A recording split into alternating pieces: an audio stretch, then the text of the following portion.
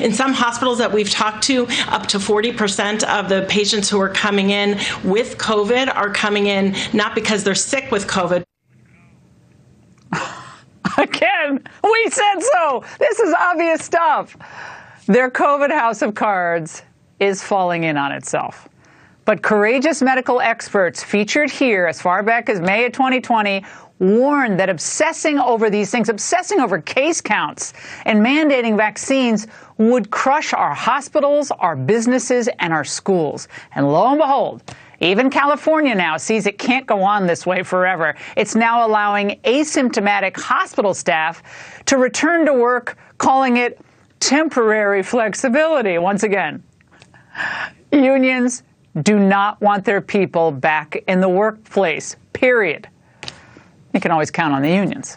So it was 2 weeks to flatten the curve. It was 100 days of masking. It was back to normal by 4th of July. It was, if you're vaccinated, you won't get COVID, and you'll get your life back. It'll all be normal again. All lies. But as with lies, they're eventually overtaken by truth and experience. And the double-barreled impact of both are now hitting the COVID control squads who've exploited a tragedy for their own political and economic gain. And that's the angle. Joining me now is Dr. Peter McCullough, a cardiologist and epidemiologist based in Dallas, Texas. Dr. McCullough, you and I have gotten to know each other during this odyssey where these lies were used to hurt people's careers, to silence them, to demonize them, to take away perhaps hospital privileges. And you and others like you were right all along. I know we're not here to just pat you on the back, but you knew it. Osqui and all these other guys knew it. Why didn't the others know it? Or did they and they just pretended they didn't? Laura, you've put together a team of medical experts that I think have really been true to the data. We've cited the data, followed this very carefully over time. On many occasions, we've said, what's wrong with those who are following a false narrative? Are they simply behind on it, or is it intentional? Did they know, or should they have known? We still can't answer these questions today, but at the level of the Supreme Court, to be giving out grossly wrong information in spoken statements by the justices really takes this to a level that I think historians will record as atrocious. Now, Walensky of the CDC was asked, Dr. McCullough, by our own Brett Baer, about COVID deaths from COVID or deaths from COVID versus with COVID. Now, watch this response.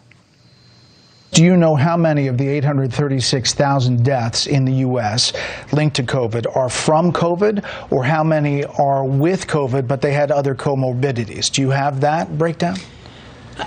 Yes, of course. With Omicron, we're following that very carefully. Our death registry, of course, takes a few weeks to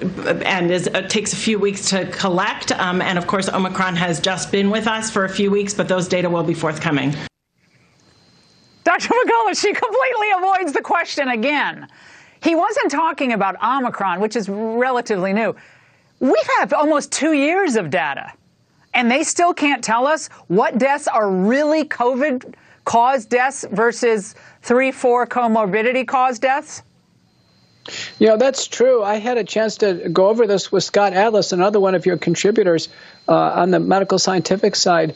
And Scott believes that our officials, the CDC officials and NIH officials, that they're simply not competent in managing this rapid flow of data. What we know from sources actually on the CDC website, but also the Italians have recoded their deaths, it's clearly, basically 10% or fewer of all the deaths is purely driven by COVID-19 syndrome. The Italians think is 3%. The rest of it is largely contributed to by other comorbidities. I mean, the best example would be Colin Powell. Colin Powell, had terminal myeloma. He was fully vaccinated. He died with COVID. People didn't make a big deal out of COVID being a determinant of death, appropriately so, because he was at the end of his life. That is what happened to Colin Powell is common to many of the deaths we've seen in the United States. Again, you're right. We knew this data out of Lombardy, the Lombardy region of Italy, in March and April of 2020. which is what we were talking about at the time, was hypertensive, diabetic, high BMI, very old individuals generally. That data was there in the first 2 months of COVID. It's very curious as to why this is all ignored. I have to ask you, though, about this push, Dr. McCullough, to boost Americans as fully vaccinated. So university students are told you have to get boosted by X date or you're not welcome on campus. What about that, given Omicron? At this point in time, the mandates should be completely dropped across the board. Omicron has been several things. One is a huge syndromic change. It's basically very similar to getting a head cold. For those who are previously immune and those who are vaccinated, it sometimes is almost an imperceptible mild syndrome that could last a few hours or a day or so. It is immaterial to vaccination. There are now several studies, as was pointed out, that there really is no observed vaccine efficacy that we can see in community studies, and we wouldn't expect any protection against hospitalization and death. The virus has simply outmutated the ability for the vaccines to have any control. So, Dr. McCullough, the CDC, though, is already pushing for the fourth booster shot. The New York Times is reporting that some people with weakened immune system can get a fourth dose as early as the coming week. And other recommendations we expect to come regarding the fourth booster shot. What's going on here? Is this a Pfizer deal? What is this? Because it makes zero sense.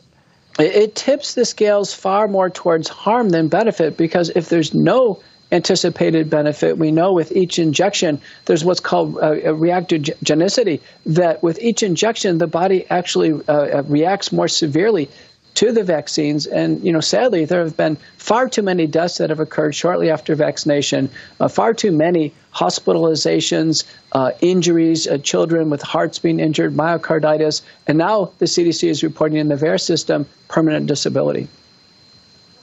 Dr. McCullough, thank you for being a voice of courage and wisdom throughout this entire pandemic.